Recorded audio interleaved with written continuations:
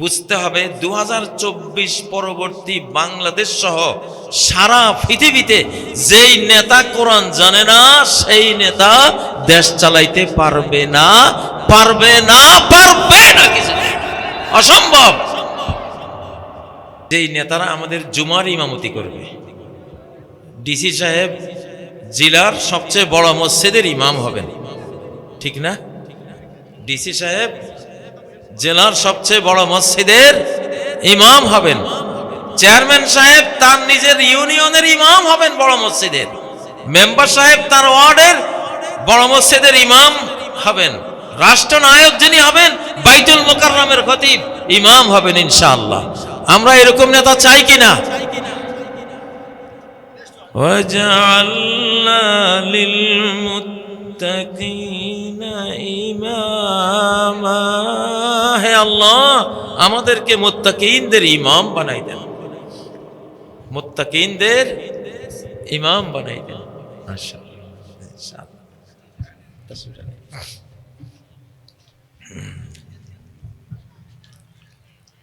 এই জন্য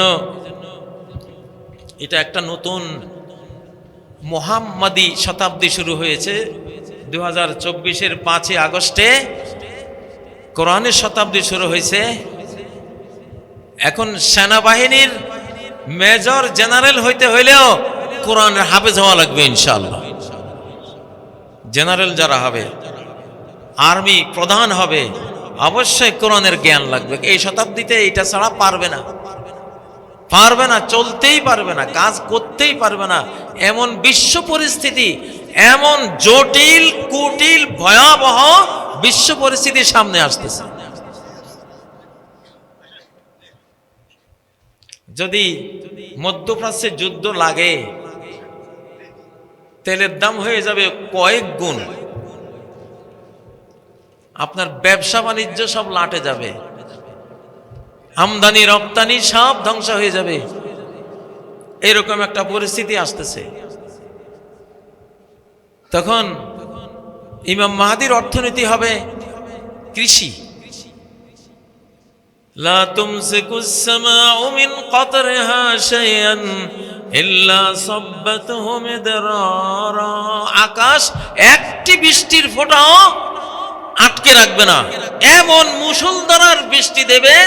আর বৃষ্টির বরকতে লা তুমবিতুল লা তাতরুকুল আরদু নাবাতান ইল্লা আমবাতাতহু, মাটির পৃথিবী তার একটা চারা গাছও আটকে রাখবে না, যা তার ভিতরে থাকবে সব ফল ফসল উৎপন্ন করে দিয়া গোটা পৃথিবীকে শস্য ভাণ্ডারে পরিণত করে দেবে। ব্যবসা ছাড়াই খাবে মানুষ, মাছে পুকুর নদী জঙ্গল সব ভরে যাবে। এটা আসতেছে। এই জন্য নেতাদেরকে ইসলামী জ্ঞানও লাগবে, এখন দুনিয়ার জ্ঞানও লাগবে। নেতারা সাবধান, নেতারা কেউ এটা বলতে পারবেন না যে ইসলাম মৌলবাদ। ইসলাম মৌলবাদ এটা 2024-এর আগে বলছেন, সারা গেছে। এখন বলবেন তো মারা পড়বেন, আপনি নিজে মরবেন, দলও মরবে, আপনার 14 গোষ্ঠী আকাশের আল্লাহর অভিশাপে চাষে যাবে। কারণ এখন আর সেই যুগ নাই। বর্তমান বিশ্ব ব্যবস্থা এখন ভেঙ্গে চুরমার হয়ে গেছে অলরেডি। বিশ্ব ব্যবস্থা এখন আর নাই। এই ধ্বংসস্তূপের উপরে ইমাম মাহদির বিশ্ব, আমরা সেই প্রস্তুতি নেব। তো প্রস্তুতির আগে আমাদেরকে কি পড়তে হবে? আল্লাহর কোরআন, সংবিধান মুখস্থ করতে হবে। কি মুখস্থ করতে হবে? এটাই তো সংবিধান, বিধির বিধান, এইটা মুখস্থ করতে হবে। এইটাই আমাদেরকে অর্ধ পৃথিবী দিয়ে গেছে না। 72 সংবিধানে কিছু দিছে আমাদের। বাংলাদেশ যে কদ্দুর পাইছি এটাও কোরআনের দান। ইখতিয়ার উদ্দিন বখতিয়ার খলজি কোরআনের আলেম ছিল, কোরআন বুকে নিয়ে আয়সা এই বাংলাদেশ জয় করছে, ঠিক না? এই কোরআনেরই দান। আর এখন যে বাদ বাকি অর্ধ পৃথিবী পাবো সেটাও কোরআনেরই দান।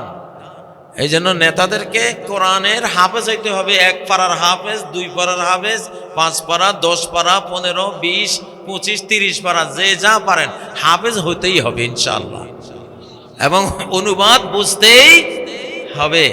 এছাড়া আমরা নেতা নির্বাচন করব না।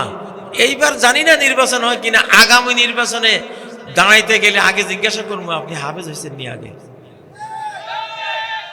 প্রেসিডেন্ট নির্বাচনে দাঁড়াবার জন্য শর্ত থাকবে হাফেজ হইতে হবে, প্রধানমন্ত্রী হওয়ার জন্য শর্ত থাকবে কি হইতে হবে, হাফেজ হইতে হবে, সচিব, মন্ত্রী, এমপি।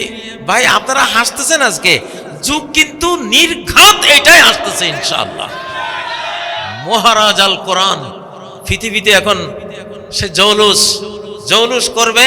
প্রত্যেকটা আয়াত তার নিজ সেক্টরে সে বসে সারা বিশ্বকে চালাবে ইনশাআল্লাহ।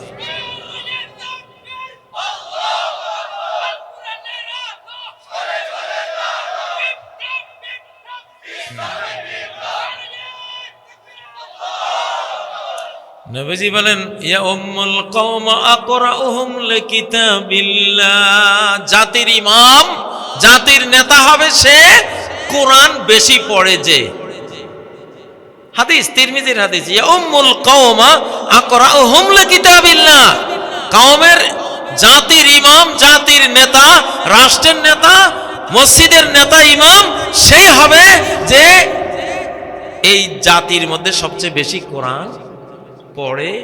লোহাগড়া থানার অন্তর্গত ঐতিহ্যবাহী পদুয়া নিজ তালুক কিশোর আলো পরিষদের উদ্যোগে আয়োজিত 13তম প্রতিষ্ঠা বার্ষিকী ঐতিহাসিক সিরাতুন নবী মাহফিলের সম্মানিত প্রধান অতিথি, সম্মানিত সভাপতি, উলামায়ে কেরাম, আইম্মাতুল মাসাজিদ, মুফাক্কিরুল উম্মাহ, সম্মানিত সুধী, সর্বস্তরের সম্মানিত বেরাদারানে ইসলাম, আল্লাহ তাবারাকা ওয়া তাআলার প্রশংসা করছি, তার তাসবিহ জপছি। সুবহানাল্লাহি ওয়াল হামদুলিল্লাহ ওয়া লা ইলাহা ইল্লাল্লাহু আল্লাহু আকবার ওয়া লা হাওলা ওয়া লা কুওয়াতা ইল্লা বিল্লাহ। সম্মানিত বেরাদারানে ইসলাম, আমরা এই পৃথিবীতে মুসাফির। সবার আগে আমাদের বুঝতে হবে যে এই পৃথিবীতে আমরা মুসাফির, আমরা প্রবাসী, আমরা পথিক। আমরা কি? আমরা পথিক।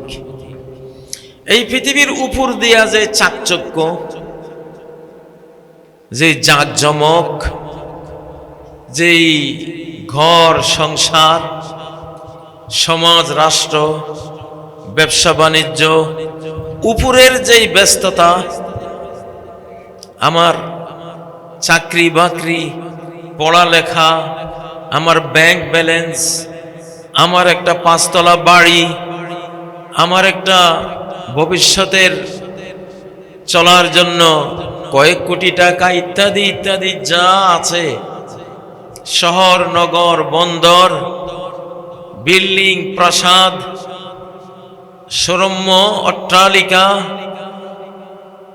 সুন্দর রাস্তাঘাট, নয়নাভিরাম গাড়ি ঘোড়া ইত্যাদি ইত্যাদি যা আছে, এগুলো উপরের খাঁচাটা। শুধু মূল জীবনটা, মূল পাখিটা খাঁচার ভিতরে। মহামূল্যবান জিনিসটা হলো খাঁচার ভেতরে। পৃথিবীর অধিকাংশ মানুষ খাঁচাটাই শুধু বুঝে, উপরের আবরণটা নিয়েই তার গোটা জীবন সে শেষ করে দেয়। এই জীবনের ভেতরে যে কি আছে, কেন আমি আসলাম, কোন কাজ আমার এখানে সবচেয়ে গুরুত্বপূর্ণ, ওই জিনিসটা পৃথিবীর অধিকাংশ মানুষ চিন্তা করে না, ঠিক নয় কি? একটা চিপসের প্যাকেট অনেক সুন্দর চাকচক্যময়, আজকাল একটা বিস্কিটের প্যাকেট বিস্কিটের চেয়েও বেশি দামি, ঠিক না? চিপসের ভিতরে একটা আলু, এই আলুর দাম কত না 20-25 পয়সা, কিন্তু যে প্যাকেটটা বানিয়েছে ওটা 2 টাকা খরচ হয়েছে, ঠিক না? আমাদের এই যুগটা হলো শুধু বাহ্যিকতার যুগ, বাহ্যিক সৌন্দর্য। ভেতরে আমাদের সম্পদ হারিয়ে গেছে। ভেতরে যার সম্পদ নাই সে বাইরেরটা নিয়েই ব্যস্ত থাকে, আর যার ভেতরে সম্পদ থাকে সে বাইরেরটা অত বেশি গুরুত্ব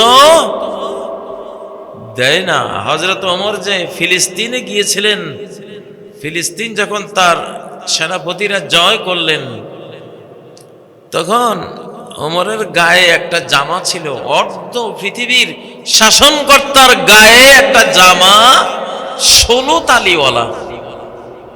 কত? 16 তালিওয়ালা।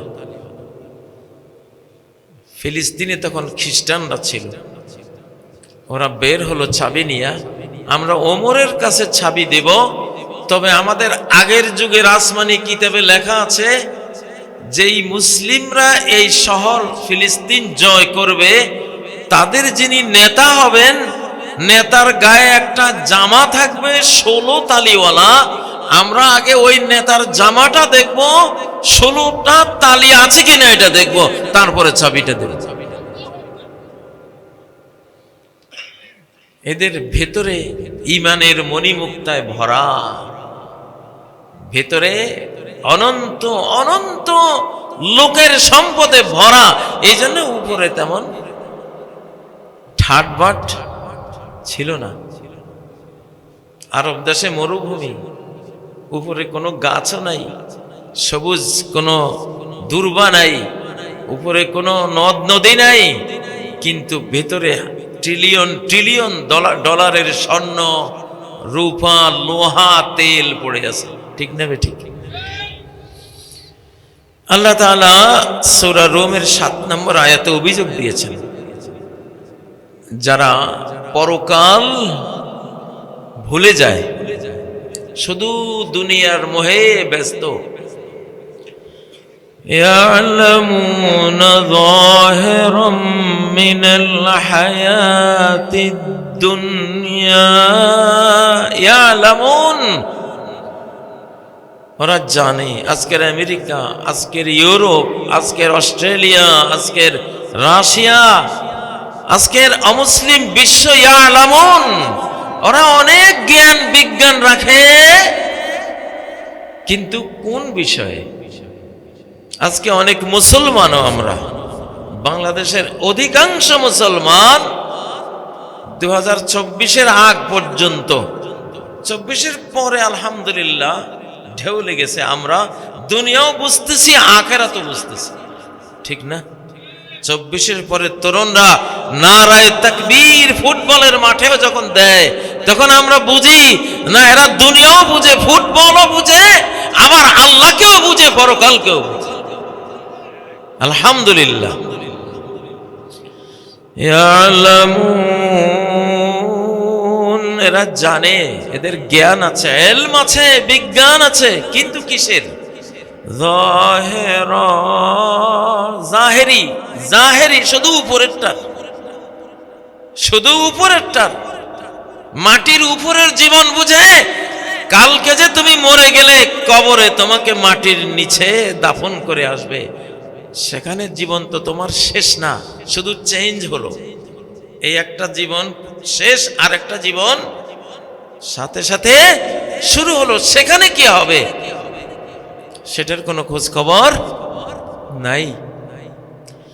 যাহিরাম মিনাল হায়াতিদ দুনিয়া, এই পার্থিব জীবনের বাহ্যিকটা বুঝে।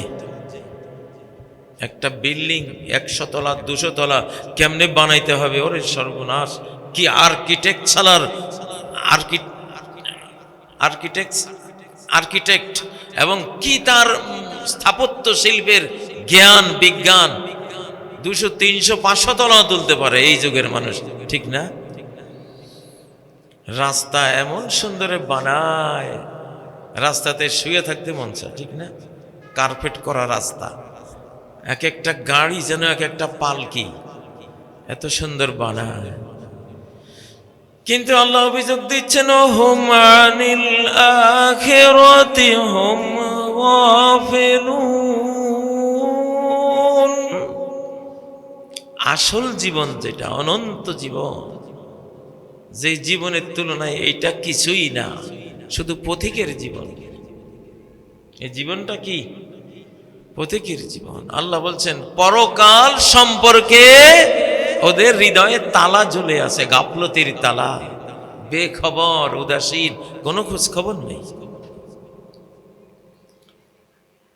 ও ভাইরা, কুন ফিদ দুনিয়া কান্নাকা গরীব। আল্লাহ নবী বলেন দুনিয়াতে কিভাবে থাকবা, ক্ষণস্থায়ী এই দুনিয়ার মাটির উপরে কিভাবে থাকবা, একটা সিস্টেম আছে। এই মাটির পৃথিবীটা সূর্যের পিছনে গাথা, এটা মিনিটে কয়েকশো কিলোমিটার গতি পার হয়, মহাকাশ যান। তো এখানে যাত্রীরা আমরা যারা আছি, নিয়ম আছে থাকার। কি নিয়ম? কান্নাকা গরীব, যেন তুমি একজন বিদেশি, এই পৃথিবীতে তুমি বিদেশি। তোমার দেশ হলো জান্নাত। তোমার দেশ কোনটা? জান্নাত। ওয়া আদম উসকুন আনতা ওয়া যাওজুকাল জান্নাহ। ও আদম, তুমি আর তোমার স্ত্রী বাস করো কোথায়? জান্নাতে। জান্নাত কোথায়? 7 আসমান উপরে। আপনার একটা বাড়ি আছে কোথায়? 7 আসমানের উপরে। ওইটা আসল বাড়ি, ওইটা আসল বাড়ি, ওইটাই আসল বাসা।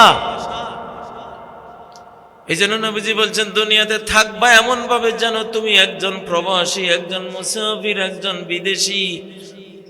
কান্নাকা গরীবুন আও আবিরু সাবিল, অথবা মনে করবা তুমি একজন পথিক, চলতেছ। وعد نفسك من أهل القبور, নিজেকে কবরবাসীদের একজন বলে মনে করো, নিজেকে কবরবাসীদের একজন বলে মনে করো। তুমি আজকে ঘুমাচ্ছ, আমরা প্রতিদিন ঘুমাই, মারা যাই। ঘুমটা হলো আমাদের শর্ট মৃত্যু, আর মৃত্যু হলো লং মৃত্যু, লম্বা টাইমের মৃত্যু, অনন্ত লোকের মৃত্যু ওটা। আর কিন্তু প্রতিদিন ঘুমে তো আমরা মারা যাই, ঠিক না ভাইয়েরা? তো এই পৃথিবীতে কেমনে থাকতে হবে, আজকে স্কুলে পড়ে, কলেজে পড়ে, ইউনিভার্সিটিতে পড়ে, ওই ক্যামব্রিজে পড়ে, অ্যাডেক্সেলে পড়ে, ওই নিউ ইয়র্ক বিশ্ববিদ্যালয়ে পড়ে জানার কোনো উপায় নেই। এখানে কেমনে থাকতে হবে এটাই জানি না। এটাকে স্থায়ী বসবাসের জায়গা বানাই ফেলছে মানুষ। ওহুম আনিল আখিরাতি হুম গাফিলুন, আখিরাত থেকে তারা পুরা গাফিল। আমরা কি জানি? আমাদের এই চামড়া একটা গোয়েন্দা অফিসার। এই যে গায়ের চামড়া, শরীরের সবচেয়ে বড় অঙ্গ, লম্বা প্রশস্ত অঙ্গ হলো কোনটা? চামড়া। কোনটা? সারা শরীর ঢাকনা করা চামড়া দিয়ে, ঠিক না? এই চামড়াটা দেহের সবচেয়ে বড় অঙ্গ। আজকে আল্লাহ বলতেছেন وقالوا لجلودهم لما شهدتم علينا, কিয়ামতের দিন সবাই বলবে চামড়াকে, ও চামড়ারা কেন আমাদের বিরুদ্ধে আল্লাহর আদালতে সাক্ষী হলা? কোনদিন সিনেমা দেখছি তুমি আজকে বলতেছো যে আমার এই লোকটা একদিন সিনেমা দেখেছে। একদিন ইয়াবা বাবা সেবন করেছে, একদিন চুরি করেছে, একদিন মাজারে গিয়া সেজদা করেছে, একদিন একজনকে খুন করেছে। চামড়া আপনার বিরুদ্ধে আল্লাহর আদালতে রাজ সাক্ষী। কোথায় আছে? কোরআনের মধ্যে। কোথায়? কোরআনে। ইন্নাস সামআ ওয়াল বাসারা ওয়াল ফুআদা কুল্লু উলাইকা কানা আনহু মাসউলা। কোরআন কত বৈজ্ঞানিক। আজকে আপনারা দেখেন যে এইখানে প্লাস্টিক কথা বলে, মোবাইলে প্লাস্টিক লোহা এগুলি কি কথা বলে। এর আগে দেখেছি ক্যাসেটে কথা বলে, রেডিও কথা বলে, টেলিভিশন কথা বলে। আপনার শরীরে তো কত রেডিও, কত স্মার্ট মোবাইল, কত টিভি, কত ন্যানো টেকনোলজি যে সেট করা আপনার গোটা শরীরে আল্লাহ তাআলা দিয়ে রাখছেন, খবর আছে? কান সব শুনতেছে। এই যে মাহফিলে আসছেন, সাক্ষ্য দিবি যে একদিন একটা মাহফিল ছিল, কিশোর আলো পরিষদের মাহফিল। এই লোকটাকে দেখেছি ওইখানে, এটা বলবে কান দিয়া কি শুনছ, গায়িকা নায়িকার গান না আল্লাহর কোরআন? এই কানে টপ টপ করে সব বলবে।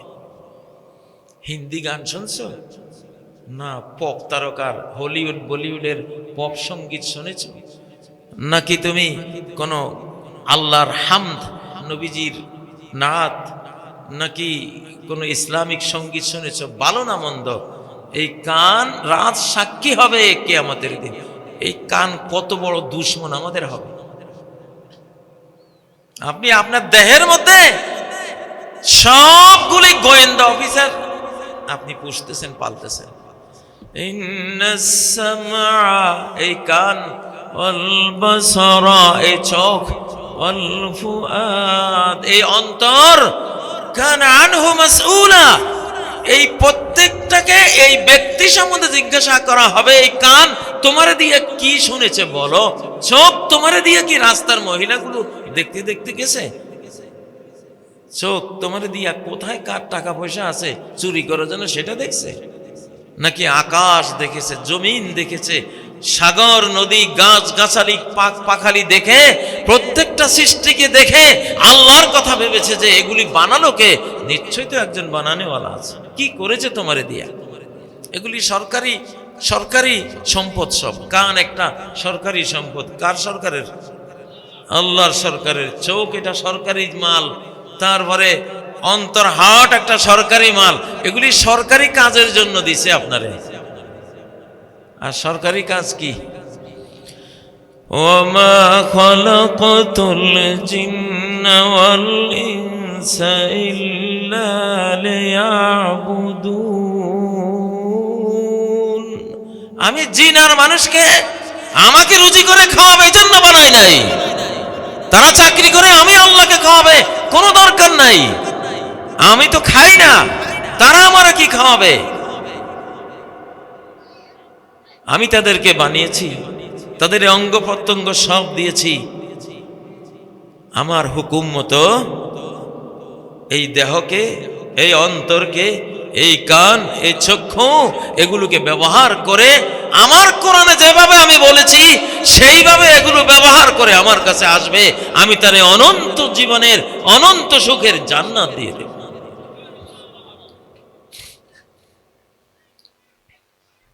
পৃথিবীর উপরে কি আছে?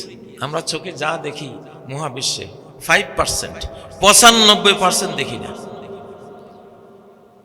এক্স রে, এক্স আলো, যে এক্স রে করে কোথায় হাড় ভাঙছে বের করে আনে। এক্স রে আপনাকে ভাঙ্গা হাড় দেখায়, কোথায় টিউমার আছে ওইটা দেখায়। কিন্তু আপনি কি এক্স রে বা এক্স আলোটা দেখেন চোখ দিয়ে? ওই আলোটা দেখেন? গামা রে দেখেন? অতিবেগুনি রশ্মি, রশ্মি আপনি দেখেন? ওগুলি দেখা যায় না। শত শত প্রকারের আলো আছে, আমরা শুধু একটা আলো দেখি, আর শত শত রকমের আলো এই সাদা আলোর ভিতরে লুকিয়ে আছে, আমরা দেখি না। মাঝে মধ্যে রং ধনু দেখি, 7টা রং। দুনিয়াতে রং না থাকলে ওইখানে 7টা রং আসলো কোত্থেকে? তাহলে কত রং আছে। এই জন্য মুসলমান মানে দৃশ্যমান জগৎ নাথিং ম্যাটার তার সামনে, সে চলে অদৃশ্যমান জগৎ লইয়া। আল্লাযীনা ইউমিনুনা বিল গায়ব, যারা বিশ্বাস করে অদেখা অদৃশ্য আনসিন কি আছে। মৃত্যুর সময় তোমার বাবারা নিয়ে তুমি বসে আছো, তোমার মাকে নিয়ে বসে আছো। অনেক মুর্দা অনেক সময় আসসালামু আলাইকুম বলে, আল্লাহ ওয়ালা আল্লাহ আলী। অনেক মুর্দা জান কবজের একটু আগে সালাম দেয়। আমার শিশুকালে আমার বাড়িতে আমাদের একজন চাষির মৃত্যুর সময় উনি হঠাৎ আসসালামু আলাইকুম সালাম দিয়েছে। কাকে সালাম দিল? তুমি তো চোখে দেখো না। মালাইকাতুন বিদুন মাদ্দাল বাসার, তার ওই জান্নাতি রূহটা কবজ করার জন্য সূর্যের মতো আলোকিত, সূর্যের মতো নূরানি ফেরেশতা, লক্ষ লক্ষ ফেরেশতা। মুমূর্ষ ব্যক্তি দেখে মাদ্দাল বাসার, দৃষ্টি যত দূর যায় শুধু ফেরেশতার ফেরেশতা। কাফানুন মিন আকফানিল জান্নাহ, জান্নাতের একখান মহামূল্যবান, দুনিয়া পুরোটা বিক্রি করলেও ওই কাফনের মূল্য হবে না, এরকম একখান কাফন নিয়ে আসছে। সুবাস নিয়ে আসছে তার আত্মাটা নিয়ে যাওয়ার জন্য। সে ওদেরকে সালাম দিছে আসসালামু আলাইকুম।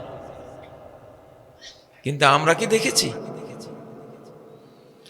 আমাদের এখানে যে এখন যে আমি আমার প্রত্যেকটা ওয়ার্ড, প্রত্যেকটা শব্দ লিখিত হয়ে যাচ্ছে ফেরেশতার ইলেকট্রনিক যন্ত্রে লিখছেন, বা তার চেয়ে উন্নত ন্যানো টেকনোলজি দিয়া লিখে ফেলছেন। মা ইয়ালফিযু মিন কওল, একটা কথা আমি তোমার যে জিহ্বা দিয়েছি, তোমার হাতে কথা বলে না, দুনিয়াতে পায়ে কথা বলে না, বলবে আমি যেদিন বলাবো। জিহ্বায় কেন কথা বলে? কানে তো বলে না। কারণ জিহ্বায় আমি কথা বলার কয়েক লক্ষ সেল, কয়েক লক্ষ কোষ তোমার জিহ্বায় দিয়েছি, কথা বলার কোষ। এই জন্য জিহ্বায় কথা বলে। আমার সরকারি কত সব কোটি টাকার সম্পদ তোমার জিহ্বার মধ্যে দিয়ে রেখেছি। তোমার এক জিহ্বায় এই পৃথিবীর হাজার হাজার রকমের খাবারের স্বাদ কোনটা কেমন এক জিহ্বা দিয়ে তুমি বুঝতে পারো কিনা? মিষ্টি হলে মিষ্টি, টক হলে টক, ঝাল হলে ঝাল, টক মিষ্টি হলে টক মিষ্টি, যে মরিচ মরিচ হলে মরিচ, দুধ হলে দুধ, জিহ্বায় দিয়েই বুঝতে পারো এইটা কোনটা কি। এই একটা জিহ্বার দাম কত? তুমি জিহ্বা দিয়ে যত কথা বলবা, সাথে সাথে মায়াল ফিযু মিন কওল, একটা কথা এই জিহ্বা দিয়ে বের হবে না যেটা লেখা হবে না। ইল্লা লাদাইহি রাকিবুন আতীদ, সাথে সাথে এখানে দুই কাঁধে দুইজন বসে আছে। সফিস্টিকেটেড লেখার যন্ত্র নিয়ে প্রত্যেকটা কথা রেকর্ড হচ্ছে, ভালোগুলি ডানে, খারাপগুলি বামে। তুমি যে চিৎকার দিয়ে বলো এবার কোরআন পার্লামেন্টে আমরা চাই, এটা ডানে লেখা হয়। তুমি যে বলো শরিয়া আইনে আমরা চাই না, এটা বামে লেখা হয়। তুমি যে বলো ইসলাম শান্তির ধর্ম, আমরা ইসলাম চাই, এটা ডানে লেখা হয়। তুমি যে বলো ইসলাম মানে টেরোরিজম, জঙ্গিবাদ, নাউজুবিল্লাহ, এটা বামে লেখা আছে।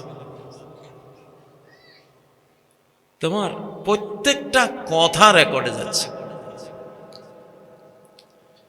ওয়াজাদু মা আমিলু হাদিরা, তারা যা দুনিয়াতে করছে কিয়ামতের দিন ভিডিও ফুটেজ দেখানো হবে। চুরি করতেছে, শীত কাটতেছে, খুন্তিটা এত বড় না এত বড়, রাত কয়টা, অন্ধকার না চাঁদের আলো না কি অবস্থা, বসে বসে শীত কাটছে না দাঁড়াইয়া না কুজা হইয়া, ফুল চিত্র ভিডিও করা।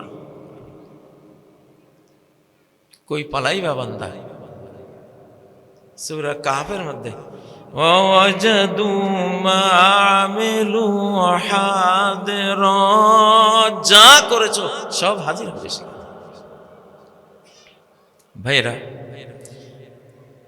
তো এই দুনিয়ার বাহ্যিকটা জীবন না, এটা একটা দুনিয়ার আমরা বাহ্যিকটা চলি, কিন্তু মূল জীবন রয়েছে যেটা চোখে দেখি না, যেটা চোখে দেখা যায় না।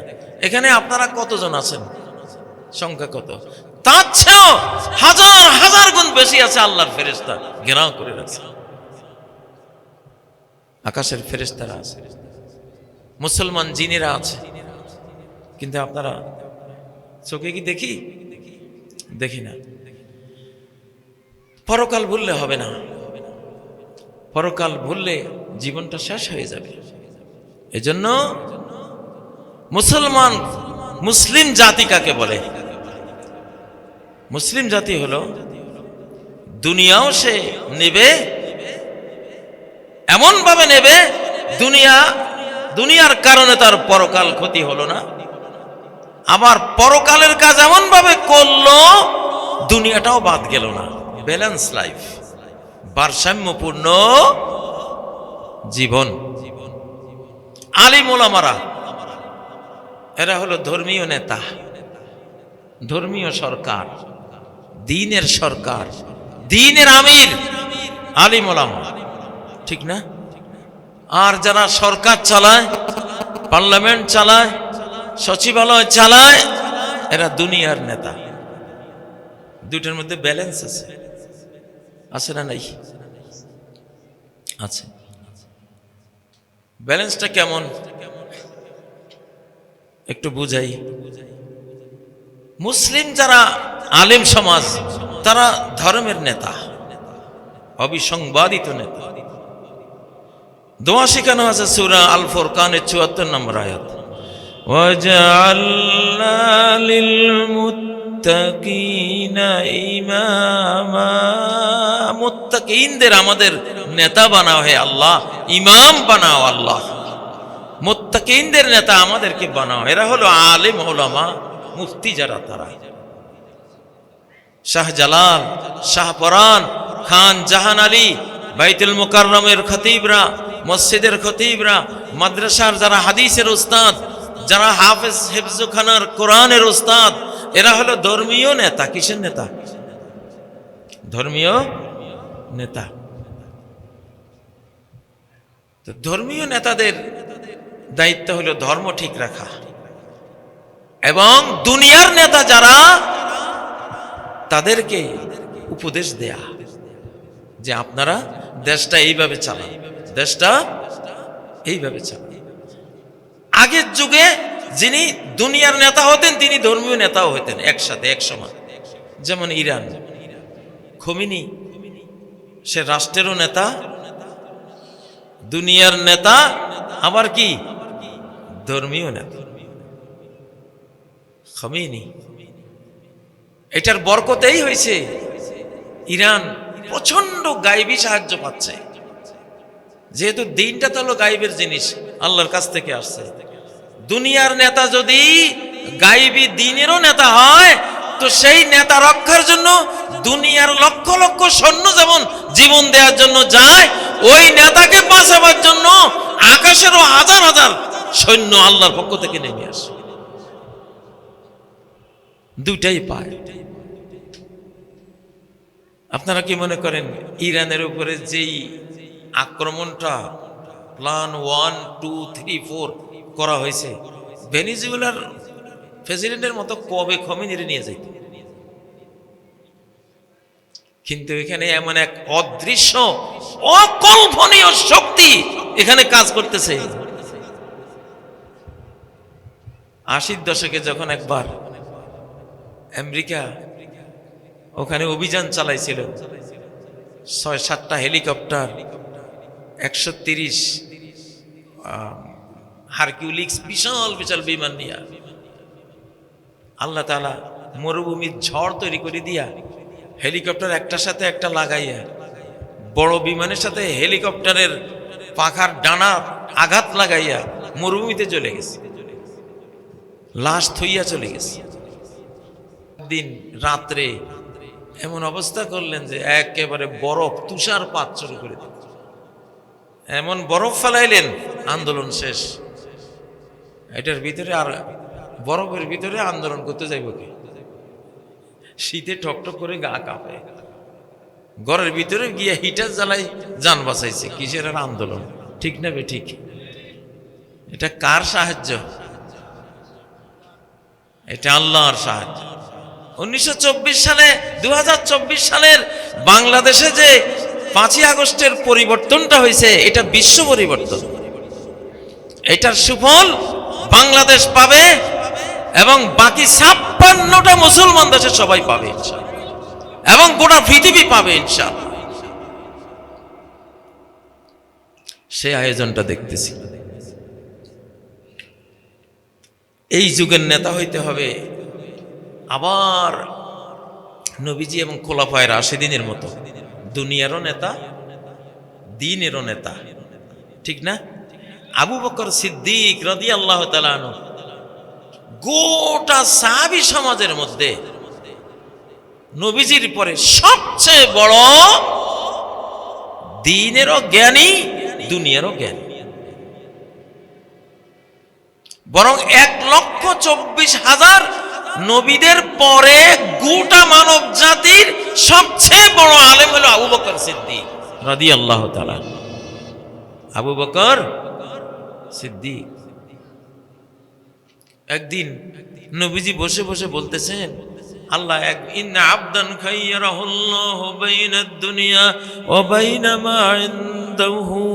আল্লাহ তাআলা এক বান্দাকে স্বাধীনতা দিবেন যে হে বান্দা, তুমি চাইলে আমার কাছে চলে আসতে পারো, আর চাইলে দুনিয়ার হায়াতে আরো তুমি থাকতে পারো।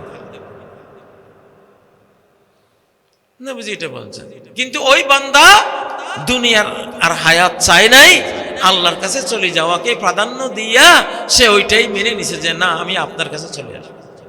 সাহাবীরা সবাই বসা, মানে আবু বকর কাঁদতেছে। ফাবাকা আবু বকর, এমন কান্না কানলো যে একবারে বুক ভাসাই ফেলল। আবু সাইদ খুদরি সাহাবী বলে, আমি মনে মনে ভাবলাম এই বুড়ার আর কাজ নাই। একটা কথা নবীজি একটা কথা বলছেন কত সুন্দর, যে আল্লাহ তাআলা আল্লাহর এক বান্দাকে বলছে তুমি যদি আমার কাছে আসতে চাও আসো, আর যদি থাকতে চাও দুনিয়াতে থাকো। কিন্তু সেই বান্দা আল্লাহর কাছে চলে গেছে, এটা তো ভালো, আল্লাহর কাছে গেছে, এটা তো উনি ভালোটা ইখতিয়ার করছে, ভালোটা উনি গ্রহণ করেছেন। সুন্দর কথা, এখানে কান্নার কি আছে? এর কিছুদিন পরে নবীজি যখন মৃত্যুবরণ করলেন, তখন এই আবু সাইদ খুদরিরা বুঝলো যে হায় রে, আবু বকর কত বড় জ্ঞানী ছিল। নবীজির ওই কথা শোনার সঙ্গে সঙ্গে আবু বকর বুঝছে এই ব্যক্তিটা স্বয়ং নবীজি নিজে। বলছেন যে আপনি যদি দুনিয়াতে থাকতে চান, সব নবীদেরকে আল্লাহ দুনিয়াতে মৃত্যুর আগে স্বাধীনতা দেন যে আপনি কয় হাজার বছর আরো থাকতে চান থাকেন। সব নবী 1,24,000 নবীকে আল্লাহ মৃত্যুর আগে সবাইকে স্বাধীনতা দিয়েছেন যে আপনি দুনিয়াতে আরো থাকতে চাইলে থাকেন, কিন্তু একজনও থাকেন।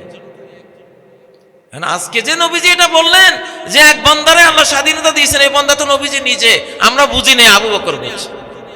ফাকানা আবু বকরিন আলামানা, আবু বকরই আমাদের মধ্যে সবচেয়ে বড় জ্ঞানী ছিলেন।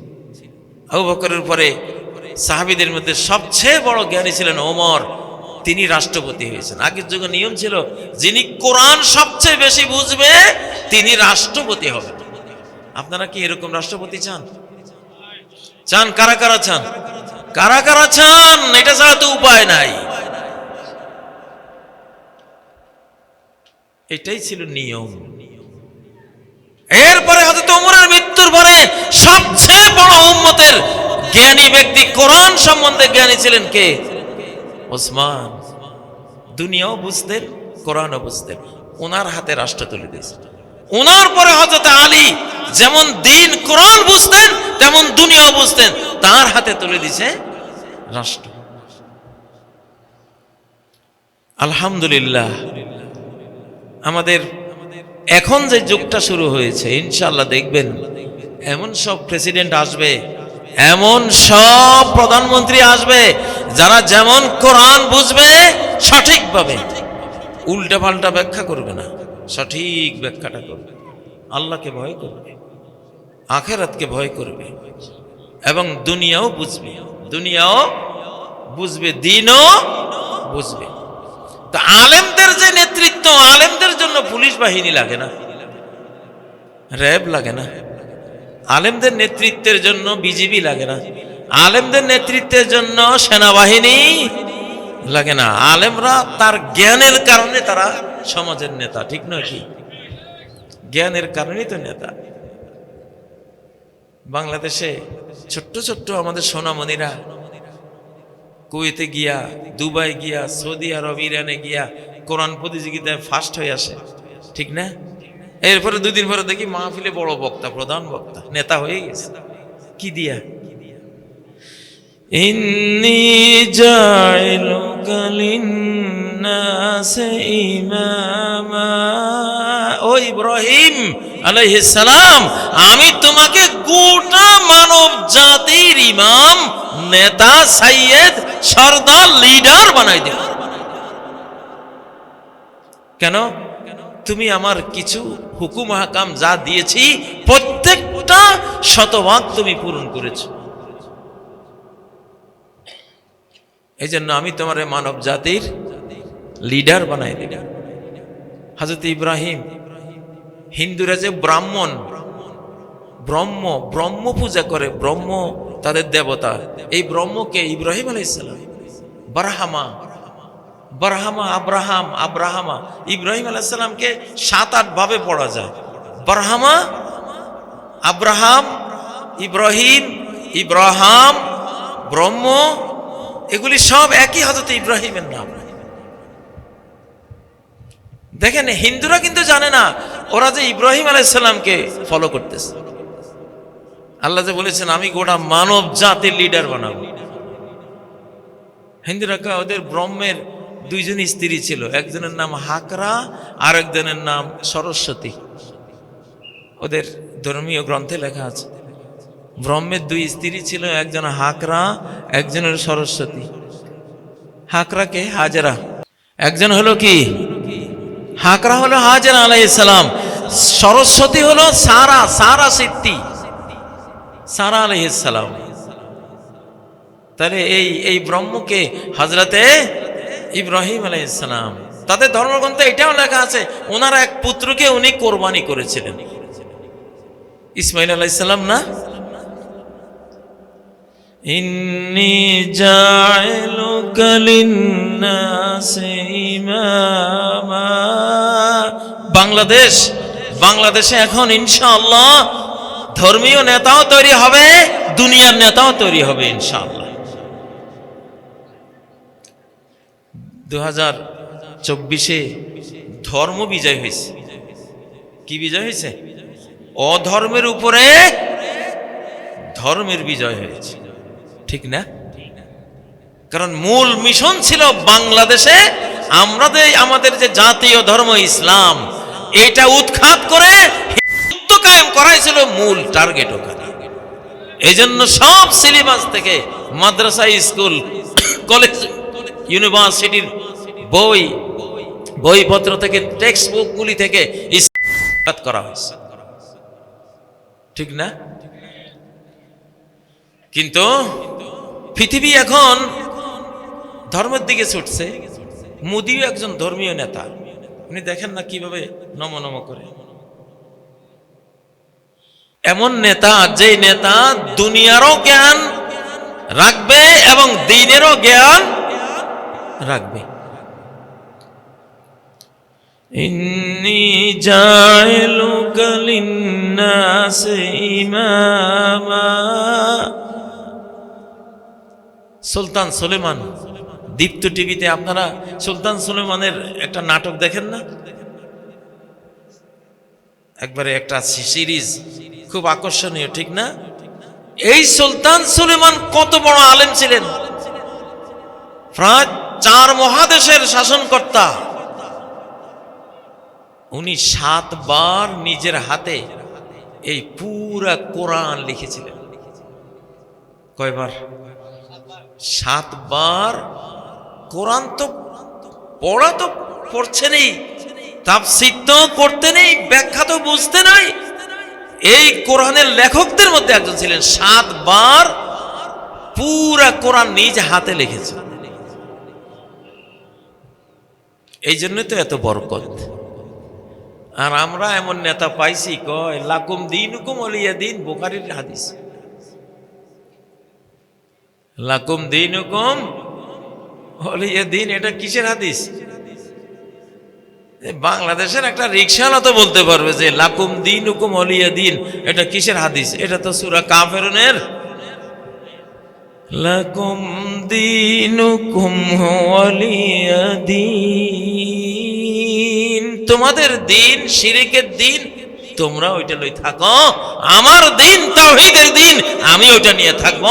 তোমাদের সাথে আমার মিল হবে না, আমি মিশে যাব না, আমি চিরকাল তোমাদের থেকে পৃথক থাকব। ঠিক না? নেতাদেরকে বুঝতে হবে 2024 পরবর্তী বাংলাদেশ সহ সারা পৃথিবীতে যেই নেতা কোরআন জানে না সেই নেতা দেশ চালাইতে পারবে না, পারবে না, পারবে না, কিছু অসম্ভব। আমি ডক্টর ইউনূস সাহেবের আয়াতুল কুরসি পড়া শুনেছি একদিন, আমার কানে আমার বিশ্বাস হচ্ছিল না যে এত শুদ্ধ করে উনি আয়াতুল কুরসি কেমনে পড়বেন। এটা কারিয়া না। আপনারা হয়তো বুঝতেছেন উনি নোবেল বিজয়ী অনেক কিছু, বাহ্যিক আমিও জানি, কিন্তু অভ্যন্তরে ওনার কাছে ভালো আইডিয়া আছে। উনি যদি এই বয়সে চেষ্টা করেন, আমার মনে হয় কোরআনের বিশেষজ্ঞ হয়ে যেতে পারবেন ইনশাআল্লাহ। বলেন আল্লাহ তৌফিক দেন, আল্লাহ তৌফিক দেন। আরো যারা বাংলাদেশের নেতৃত্বে আছেন, সামনে আশা করতেছেন, এমন কথা কেউ কইবেন না যে আমি শরিয়া আইন আমরা চাই না। তাহলে আপনার মতো আবু জাহেল আর এই দুনিয়াতে নাই। আপনি কোন মাটির উপরে দাঁড়াইয়া বললেন শরিয়া আইন আমরা চাই না? এই মাটিটা নেওয়াই তো হয়েছে শরীয়তের জন্য। এই মাটি এই বাংলাদেশ পাইতামে না যদি শরীয়ত না থাকতো, যদি এই কোরআন না থাকতো, যদি এই ইসলাম না থাকতো। এই বাংলাদেশ তো এটা আমরা পাইছি দ্বিজাতি তত্ত্বের ভিত্তিতে। 1947-এ পাকিস্তান নাম নিয়ে যে এই এক ভূখণ্ড আর পশ্চিম পাকিস্তান, পাইছি 2 নেশন থিওরি, দ্বিজাতি তত্ত্বের ভিত্তিতে। আর দ্বিজাতি তত্ত্ব হলো কোরআনের তত্ত্ব। ফামিনকুম কাফিরুন ওয়া মিনকুম মুমিন। পৃথিবীতে 2টাই জাতি, একটা বেঈমান জাতি, হিন্দু, বৌদ্ধ, খ্রিস্টান, ইহুদি যা আছে 12, 13, 14 জাতি, সবাই মিলে এক জাতি, কাফের জাতি। আর যত মুসলিম আছে, যত নামেই হোক, তারা সবাই মিলে এক জাতি। এই 2 জাতি, ঠিক না? এই 2 জাতি তত্ত্বের ভিত্তিতে লড়কেলেঙ্গে পাকিস্তান আন্দোলন হয়েছিল, আমরা এই মানচিত্র নিয়েছি। তাহলে আপনি শরীয়তের মানচিত্রের উপরে দাঁড়াইয়া কি কইলেন? আমরা শরীয়ত। ইতিহাসও জানলেন না, কোরআনও বুঝলেন না, শরীয়তও মানলেন না। এই নেতাকে আমরা চাই? চাই কেউ? অসম্ভব। এই নেতা আমরা চাইলেও আর এই নেতারা নেতৃত্ব দিতে পারবে না সামনে। ছোট্ট ছোট্ট বাচ্চারা ছুটছে ইসলামের দিকে, ঠিক না? তরুণরা ছুটছে ইসলামের দিকে। সারা বাংলাদেশের প্রত্যেকটা কলেজ, স্কুল, প্রাইমারি স্কুলও যদি এখন নির্বাচন হয়, ইসলাম কোরআনওয়ালারা বিজয়ী হবে ইনশাআল্লাহ। وَرَأَيْتَ النَّاسَ يَدْخُلُونَ فِي دِينِ اللَّهِ أَفْوَاجًا। আল্লাহর সাহায্য প্রাপ্ত হলে, বিজয় প্রাপ্ত হলে, এরপরে দলে দলে সর্বস্তরের মানুষ আল্লাহর দ্বীনের মধ্যে প্রবেশ করে। এটাই হলো সিনারি, ঠিক না? ঠিক। তাহলে নেতারা সবাই সাবধান। অনেকে তো আমার কথা শুনবেন ইনশাআল্লাহ মিডিয়ায়। নেতৃত্ব দিতে হলে কি লাগবে? কি লাগবে? এটা মুহাম্মদ সাল্লাল্লাহু আলাইহি সাল্লামের দ্বিতীয় নবুয়তি যুগ শুরু হয়েছে। 2024-এ নবীজির দ্বিতীয় 23 বছর শুরু হয়েছে। প্রথম 23 বছর উনি ভোগ করে গেছেন, দুনিয়াকে দাওয়াত তাবলীগ তালিম দিয়া অর্ধ পৃথিবীকে আলোকিত করে গেছেন। আর এখন তিনি আখিরাতে চলে গেছেন, কিন্তু ওনার কোরআন ওনার সুন্নাহ এমন ভাবে আছে যেন উনি বেঁচে আছেন। ওনার অবর্তমানে ওনার কোরআন আর সুন্নাহ ওনার জায়গায় বসে 24-2046 এই 23 বছরে বাকি অর্ধ পৃথিবীকে আলোকিত করে ছাড়বে ইনশাআল্লাহ। বাকি অর্ধ পৃথিবীকে মুসলিম বানিয়ে ছাড়বে ইনশাআল্লাহ। এই শতাব্দীতে নেতৃত্ব দিতে হইলে কি লাগবে? কোরআনের জ্ঞান লাগবে, সাথে দুনিয়ার জ্ঞানও লাগবে। আলহামদুলিল্লাহ, আজকে আমি সবাইকে বলি, যারাই রাজনীতি করছেন কোরআন পড়েন, কোরআন বুঝেন। যে কোরআন বুঝে নাই সে কিছুই বুঝে নাই, যে কোরআন পড়ে নাই সে কিছুই পড়ে নাই। কারি বলা হয় কারে? কারি সাহেব বললে আপনারা কি বুঝেন? কারি সাহেব বললে আপনারা কি জসিমউদ্দিনের কবিতা মুখস্থ আছে এটা বুঝেন? কারি সাহেব বললে কি উনি বুয়েটের একজন ইঞ্জিনিয়ারিং এর উপরে উনি ভালো রেজাল্ট করছে, কারি সাহেব বললে কি তারে বোঝায়? কারি মানে তো পাঠক। তাহলে পাঠক তো বুয়েটে যিনি ডক্টরেট করলেন উনিও তো পাঠক। বাংলায় পাঠক, আরবিতে কারি, ঠিক না? আপনি অ্যাডেক্সেল ক্যামব্রিজের সর্বোচ্চ ডিগ্রি আনলেন, পৃথিবীর সবগুলো ইউনিভার্সিটির ডিগ্রি আনলেন, আমেরিকা ইউরোপ অস্ট্রেলিয়া সবগুলির, কিন্তু আপনারা কেউ কারি বলবে? হ্যাঁ, এইখানেই তো বুঝের জিনিস। সারা পৃথিবীর শত কোটি লাইব্রেরির সবগুলি বই ব্রেইনে ডাউনলোড দিলেও আপনারা কারি বলা হবে না, পাঠক বলা হবে না। কারি মানে পাঠক, কারি মানে আলেম। তো সেই কারি সাহেব বলা হয় কারে? যে কোরআন পড়ে। ইকরা বিসমি রাব্বিকাল্লাযী খালাক। ইকরা থেকে কারি, ইকরা থেকে কারি। বাস্তবে তো আমি নিজে 40 বছর বুখারী, মুসলিম, তিরমিজি, নাসাই, আবু দাউদ, ইবনে মাজাহ, আলবানী সহিহ হাদিস সিরিজ 40টা বছর এগুলি পড়াইছি, হাদিস শাস্ত্রের সর্বোচ্চ কিতাবগুলি। আমার বয়স যখন 18 থেকে জেলে যাওয়ার পর্যন্ত আমি সর্বোচ্চ ক্লাসে MA ক্লাসে আমি হাদিসের কিতাবগুলি পড়াইছি। 36 দিনে কোরআন হাফেজ হয়েছে, কিন্তু তারপরেও আমার মনের মধ্যে শান্তি আসতো না। মনে হয় যেন জ্ঞানের বিশাল জগৎ এখনো অধরা। জেলখানায় যাওয়ার পরে, জেলে যারা নিছে তারা তো গুনাহ করেছে, পাপ কাজ করেছে, অন্যায় করেছে, এটা কাম্য না। কিন্তু মুমিন তো বিপদে পড়লে বিপদকে সম্পদে রূপান্তর করবে, ঠিক না? বিপদকে সে সম্পদে রূপান্তরিত করবে, এটা মুমিনের কাজ। আমরা জেলখানাকে ইবাদতখানায় রূপ দিছি, জেলখানাকে হেফজখানা বানাই দিছি। সেই জেলখানায় গিয়া 7 দিনে কোরআন খতম করার একটা অভ্যাস করে যে নিয়েছি, একদিনের জন্য আজ পর্যন্ত এটা আর বাদ যায় নাই। আলহামদুলিল্লাহ, এই কোরআন প্রতি 7 দিনে খতম করতে গিয়া বুঝছি, হায় রে, সমস্ত জ্ঞানীর অনন্ত সাগর এই যে আল্লাহর কোরআন, এটা প্রচুর পরিমাণে না পড়লে ধরা দেবে না, ধরা দেবে না।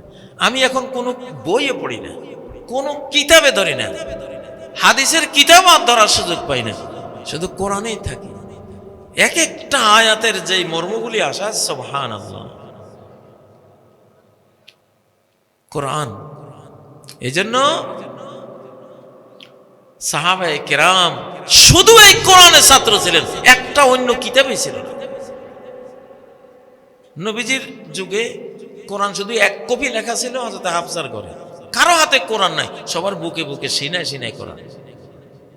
সুবহানাল্লাহ। এদেরকে বলে কারি। এদেরকে কি বলে? কারি। কারি মানে শিক্ষিত, কারি মানে পাঠক। কারি মানে হাইলি এডুকেটেড পারসন। كان الرجل منا إذا قرأ سورة البقرة عظم عندنا। সাহাবী সমাজে কেউ যদি সূরা আল বাকারা পড়তো, সূরা বাকারা মুখস্থ করে ফেলতো, সাহাবী সমাজে তিনি সবচেয়ে উচ্চ শিক্ষিত বলে সবাই তার সম্মান। আসলেই তো এটা। সূরা ফাতিহা সারা জীবন পড়লাম, আজও মনে হয় যেন কিছুই বুঝিনি। সূরা ফাতিহা ঠিক না? কান জ্বালাফালা করবে। কখনো মনে হবে ইমাম সাহেব দয়া করে এই সূরাটা বাদ দিয়া অন্য একটা সূরা পড়ে। রমজানে যে তারাবি সহ 29 বার শুধু এশার মধ্যে আপনারা শুনবেন কোরআন, কোন একজন শ্রোতা মুসল্লি মুক্তাদি কি বলবে ইমাম সাহেব আর একটা সূরা আর শুনতে ভালো লাগে না? 1450 বছরের ইতিহাসে আজ পর্যন্ত কেউ বলছে এই কথা? বলতে পারবে?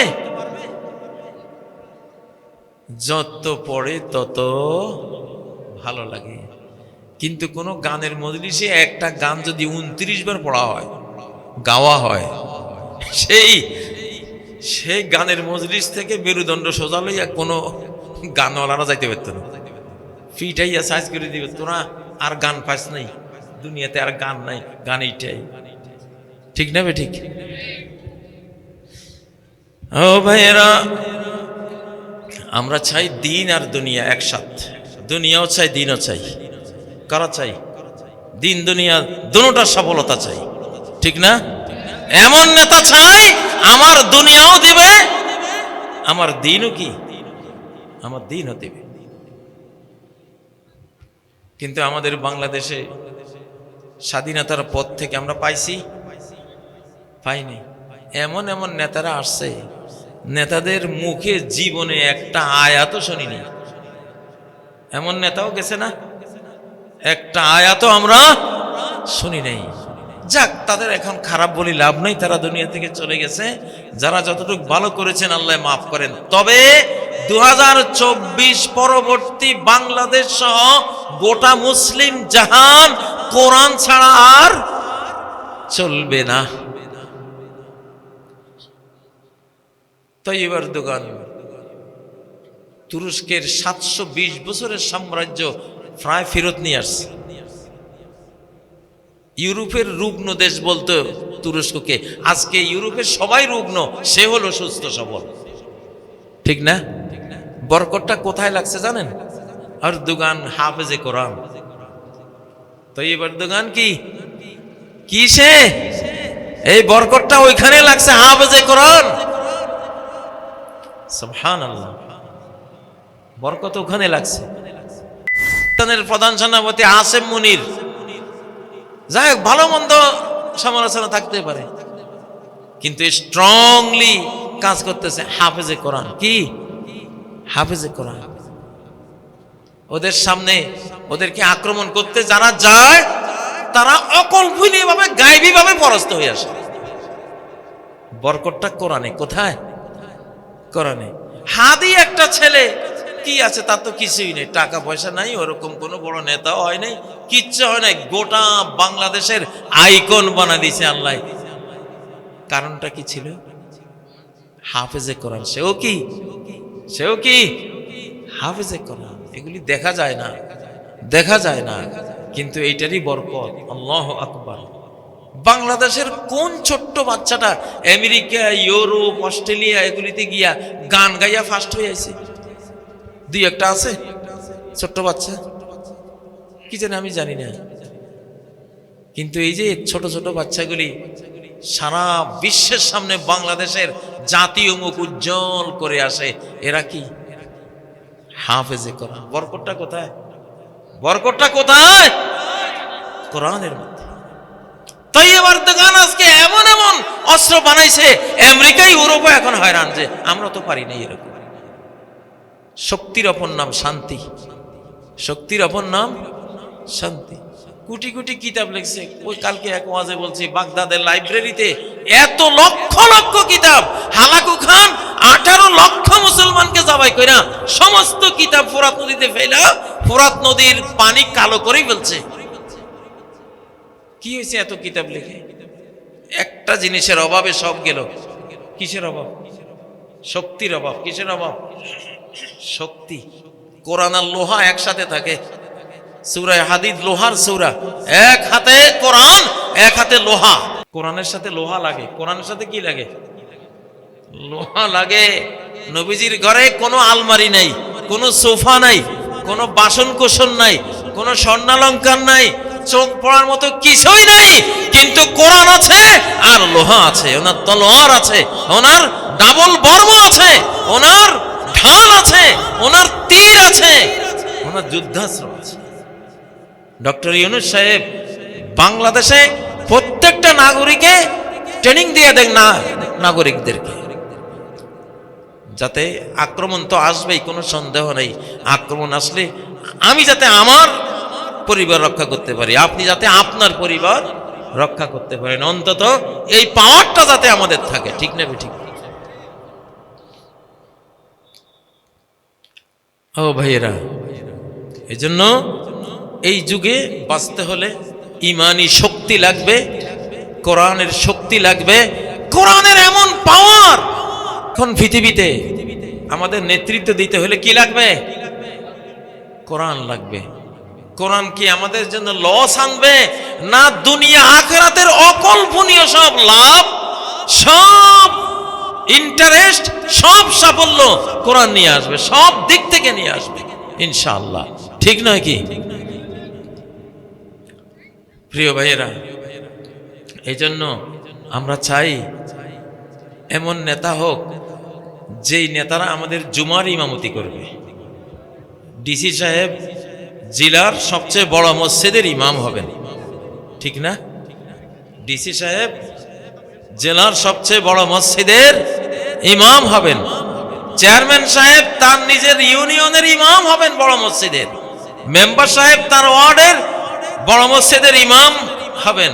রাষ্ট্রনায়ক যিনি হবেন বাইতুল মুকাররমের খতিব ইমাম হবেন ইনশাআল্লাহ। আমরা এরকম নেতা চাই কিনা?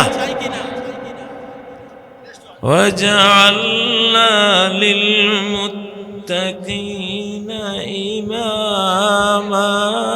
হে আল্লাহ, আমাদেরকে মুত্তাকিনদের ইমাম বানাই দেন, মুত্তাকিনদের ইমাম বানাই দেন মাশাআল্লাহ।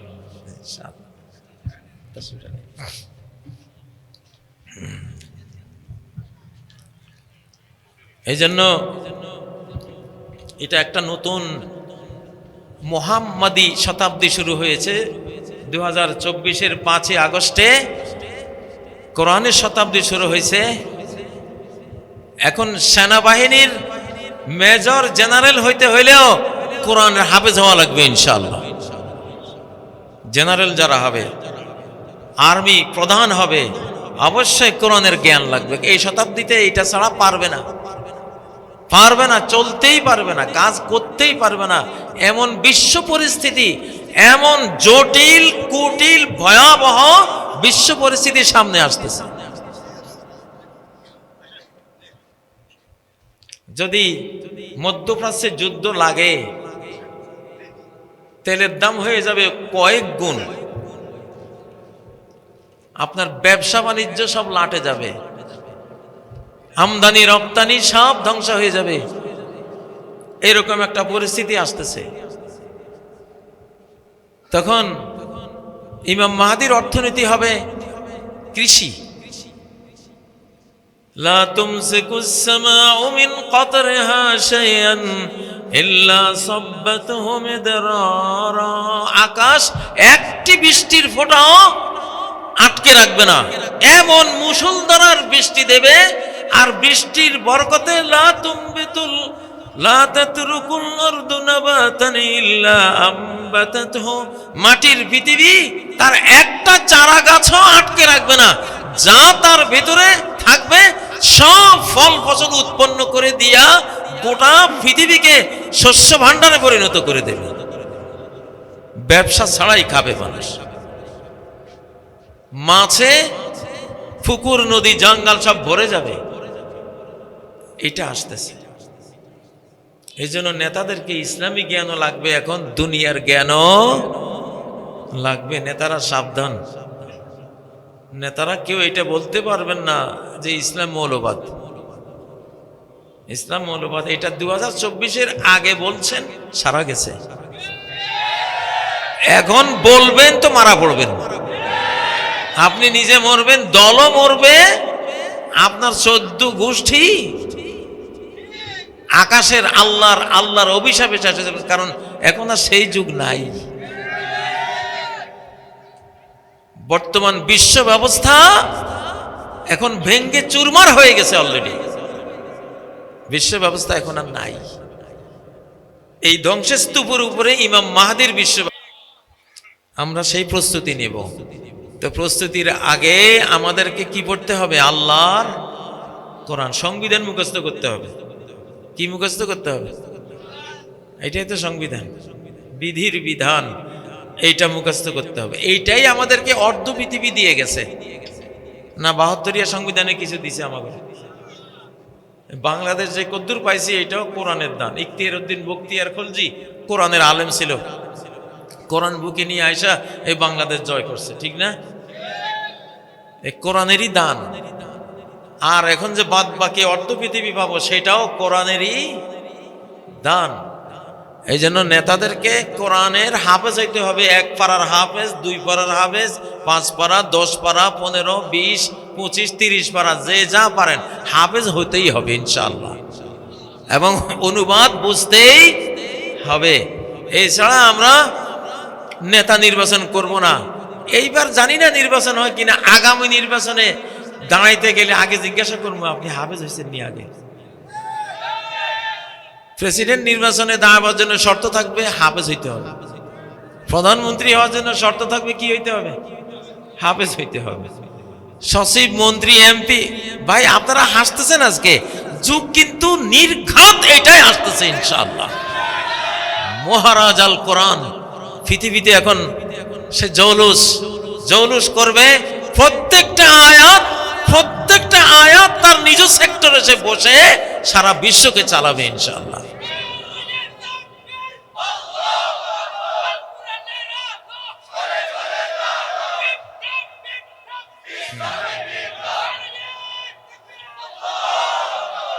নবীজি বলেন, ইয়া উম্মুল কওম আকরাউহুম লিকিতাবিল্লাহ। জাতির ইমাম, জাতির নেতা হবে সে কোরআন বেশি পড়ে যে। হাদিস, তিরমিজির হাদিস, ইয়া উম্মুল কওম আকরাউহুম লিকিতাবিল্লাহ। কওমের, জাতির ইমাম, জাতির নেতা, রাষ্ট্রের নেতা, মসজিদের নেতা, ইমাম সেই হবে যে এই জাতির মধ্যে সবচেয়ে বেশি কোরআন পড়ে, বুঝে, মানে। সুবহানাল্লাহ। ইনশাআল্লাহ সেই যুগটা আমরা দেখতে চাই। কি সেই যুগটা? মেম্বারে দাঁড়াইছেন, মেম্বার সাহেব আপনার কয় পারা মুখস্থ আছে? সূরা নাবাত তরজমা করেন তো একটু, নাহলে তো আপনি আমা করে দুযোগে নেবেন। কোথায় নেবেন? ফিতনায় ফেলবেন। ফিতনা মানে আগুনে ফেলে দেওয়া। ফিতনা মানে কি?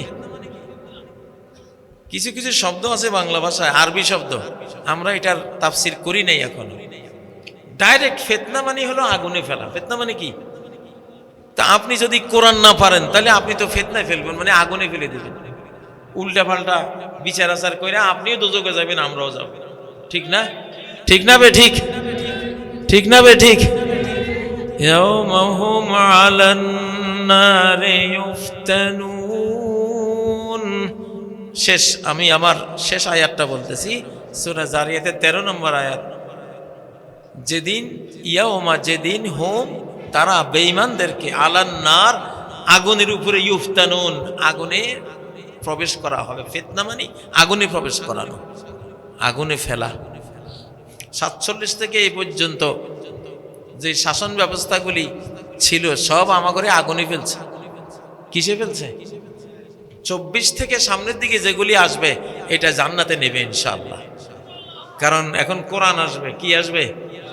কোরআন কয় আমি আইছি, আমি আসতেছি, আমি আসতেছি। যদি আমারে মাইনে নাও, দুয়ার খুলে দাও, মেহমান হইয়া ঢুকমু। আর যদি দুয়ার খুলি না দাও ভাইঙ্গা, তো দুয়ার খুলে ফেলে তোর ঘরে ঢুকমু ইনশাআল্লাহ। ঠিক না বে ঠিক? ঠিক না বে ঠিক? চাকসু জাকসু রাকসু মাকসু এগুলিতে দুয়ার খুলে দিছিল, কোরআন খোলা দুয়ার দিয়ে ঢুকছে, আর জকসুতে দুয়ার ভাঙ্গে ঢুকছে। জকসুতে কি দুয়ার ভাঙ্গে ঢুকছে, কি জানি আমি জানি না, আমার আইডিয়া হচ্ছে আর কি একটু একটু। এটা হাদিসে আছে, বেইজ্জে আজিজিন ওয়াজুল্লে জালিল, সম্মানিতকে সম্মান দিয়া কোরআন ইসলামের কালেমা ঘরে ঢুকবে, আর যে ইসলামকে সম্মান দেবে না দুয়ার ভাঙ্গে ঢুকবে। তাই উপায় নাই ভাই, উপায় নাই। এটা তো সরকারি কিতাব, সরকারি সংবিধান, আসমানের সরকারের, ঠিক না ঠিক? উপায় নাই ভাই, আমার উপরে রাগ করি লাভ নাই। আমি তো মালিকের কথা কইতেছি। কার কথা কইতেছি?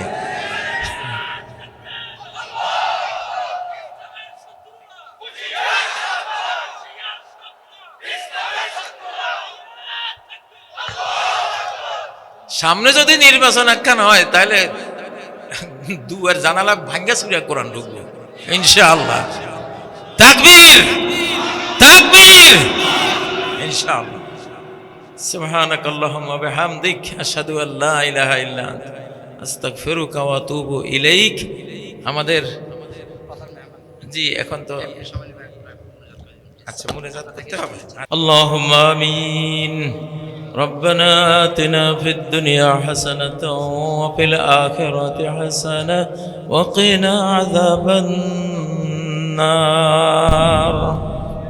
হে রব, আমাদের এই ক্ষণস্থায়ী দুদিনের জীবন, দুনিয়ার জীবনকে সেই সৌন্দর্য দাও যেই সৌন্দর্য তোমার কাছে আমাদেরকে সৌন্দর্য মণ্ডিত করবে। আমাদের পরকালকেও সৌন্দর্য দিয়ে ভরপুর করে দাও। আমাদেরকে সেই দুঃসহ জাহান্নামের আগুন থেকে তুমি মুক্তি দান করো রব্বুল আলামিন। আমরা যদি বিস্মৃত হই অথবা কোনো ত্রুটি করি, তুমি আমাদেরকে পাকড়াও করো না। অতীতের জাতিপুঞ্জের উপরে যেমন কঠিন বিধিবিধান তুমি দিয়েছ, আমাদের জীবন বিধানকে এত কঠিন করো না রব্বুল আলামিন। এমন কোনো কঠিন বিপদ যা আমরা সইতে পারবো না, সেই ধরনের কোনো কঠিন বিপদ আমাদের উপর দিও না। তুমি আমাদের কাছে যা পাওনা আছো সেগুলো মাফ করে দাও। আমরা যা গুনাহ করেছি সেগুলো মার্জনা করে দাও। তুমি আমাদেরকে রহমত করো, তুমি আমাদেরকে বিজাতির উপরে বিজয়ী করো রব্বুল আলামিন। এই ছোট্ট বাংলাদেশ, ছোট্ট মানচিত্রের মধ্যে আমরা যারা আছি, আমাদের সবাইকে ঐক্যবদ্ধ করে দাও। আমাদেরকে বাংলাদেশ প্রেমিক বানাই দাও। আমাদের যে স্বধর্ম ইসলাম আছে, ইসলাম প্রেমিক বানাই দাও। আমাদের যে মাতৃভাষা বাংলা ভাষা আছে, আমাদেরকে এই বাংলা ভাষার প্রেমিক বানাই দাও আল্লাহ। আমরা আমাদের এই মানচিত্রের ভিতরে থেকেই যাতে দুনিয়াটাও সুন্দর করে অর্জন করতে পারি, আখেরাতও যাতে অর্জন করে নিতে পারি আল্লাহ, আমাদেরকে সেই তৌফিক দাও। আয় আল্লাহ, যারা প্রবাসে থেকে এই মাহফিলের জন্য সাহায্য পাঠিয়েছেন আল্লাহ, সেই কষ্টের জীবনে থেকেও ভুলেননি দেশকে, ভুলেননি মা বাবাকে, ভুলে যাননি আমাদেরকে, ভুলে যাননি আমাদের মাহফিলকে, কোরআনকে। আল্লাহ তুমিও তাদেরকে ভুলো না আল্লাহ। তাদের যে অভাবগুলো আছে সব অভাব তুমি দূর করে দাও আল্লাহ।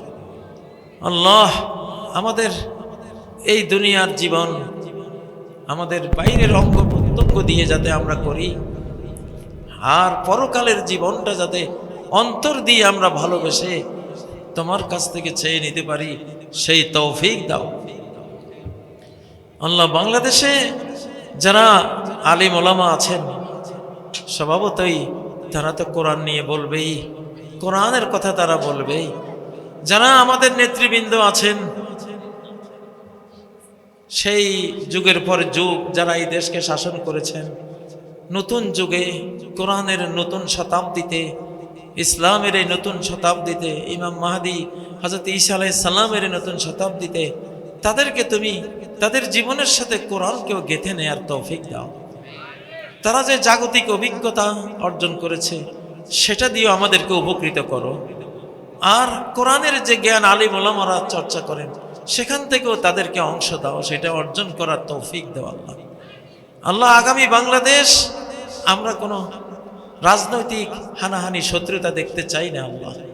আল্লাহ সবাই এক হয়ে, সবাই ঐক্যবদ্ধ হয়ে এই দেশটাকে এই জটিল পৃথিবীতে, অত্যন্ত কুটিল বিপর্যস্ত পৃথিবীতে, কোনো নিয়ম নীতি নাই এখন যে পৃথিবীতে আল্লাহ, এখন ঐক্যবদ্ধ জাতি ছাড়া দেশ রক্ষা হবে না আল্লাহ। আল্লাহ আমাদেরকে ঐক্যবদ্ধ করে দাও আল্লাহ। কারো প্রতি আমাদের অন্তরে কোনো ঘৃণা রেখো না আল্লাহ। ওয়ালা তাজআল ফি কুলুবিনা গিল্লাল লিল্লাযিনা আমানু, যারাই কালেমা তাইয়্যিবা লা ইলাহা ইল্লাল্লাহ মুখে নিয়েছে আল্লাহ, এই ধরনের কারো জন্য আমাদের অন্তরে সামান্য কোনো বিদ্বেষ ঘৃণা তুমি রেখো না আল্লাহ। আল্লাহ আমরা নেতা চাই যারা আমাদের দুনিয়ারও নেতা হবে, দ্বীনেরও নেতা হবে। আমাদের হাতে এই ইহকালের সুখ শান্তিও তারা তুলে দেবে, আমাদের কবর জীবন, হাসরের জীবন, অনন্ত জীবনের সুখ শান্তিও যারা তুলে দিতে পারবে আল্লাহ, সেই যোগ্যতা অতীতে যদিও কম হয়েছে এখন হবে আল্লাহ। তোমার রহমত এসেছে, তুমি তৌফিক দাও আল্লাহ, তৌফিক দাও। আলিম ওলামাদেরকে দুনিয়া নির্বাহ করার নির্বাহী জ্ঞান শিখাই দাও, আর যারা নির্বাহী আছেন তাদেরকে কোরআনের জ্ঞান শিখাই দাও আল্লাহ। আল্লাহ তুমি মৌলানাদেরকে মাস্টার বানাই দাও, মাস্টারদেরকে মৌলানা বানাই দাও আল্লাহ।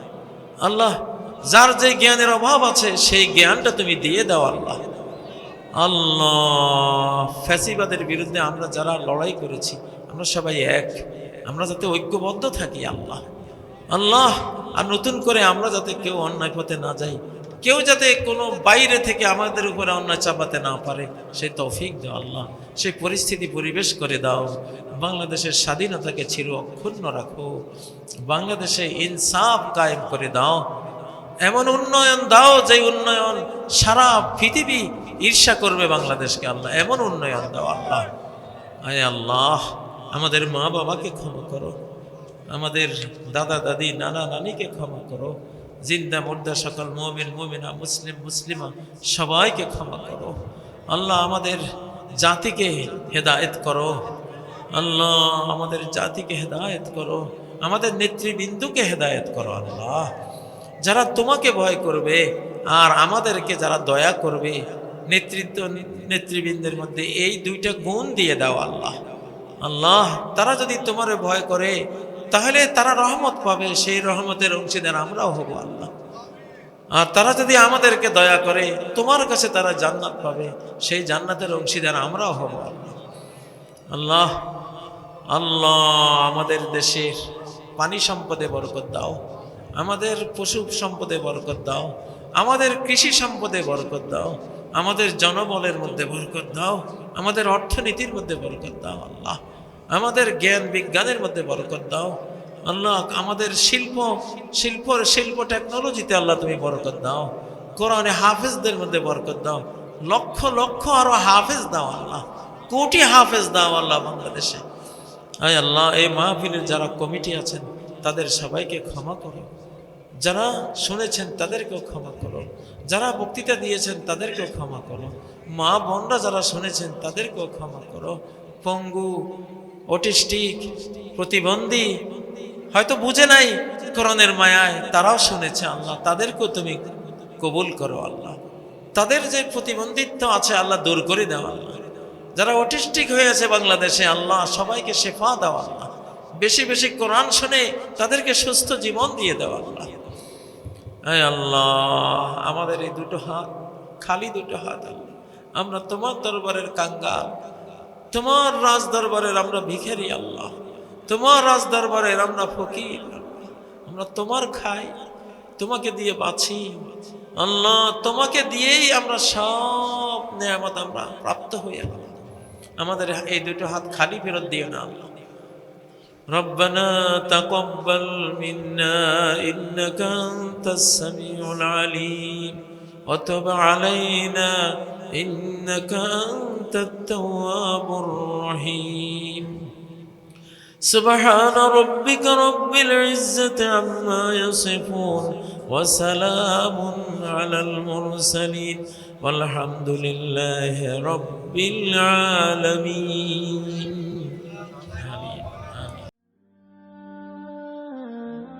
আইইউবি মিডিয়া, অপসংস্কৃতি মুক্ত আধুনিক ভিডিও সেন্টার।